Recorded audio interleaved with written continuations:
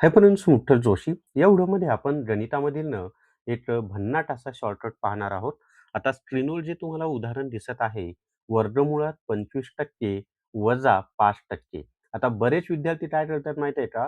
हे जे वर्गमुळात 25% आहे ना, तर त्याचे वर्गमुळाच्या बाहेर काढून 5% करतात आणि मग 5% वजा 5% बरोबर 0 असं उत्तर देतात, परंतु ते चुकीचं आहे.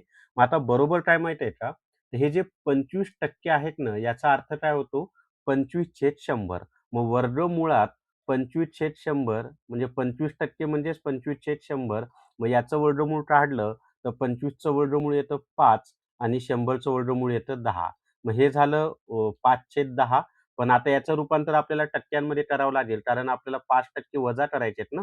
मग व्यवहारी अपूर्णांकाचं रूपांतर टक्क्यांमध्ये करण्यासाठी दिलेल्या व्यवहारी अपूर्णांकाला 100ने गुणायचं असतं. मग 5/10 गुणिले 100 केलं, तर काय होणार आहे? 0 कटला 10 5 50 म्हणजे ते आलं 50%. मग आता 50% मधून 5% वजा करायचे. 50% वजा 5%. तर 50 मधून 5 दिले. राहिले किती?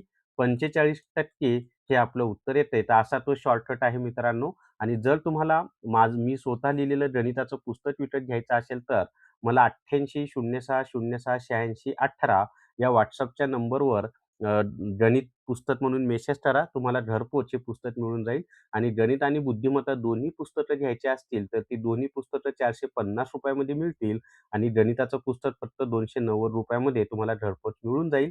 तर या व्हिडिओला लाईक करा, पेजला फॉलो करा. थांबूयात. धन्यवाद.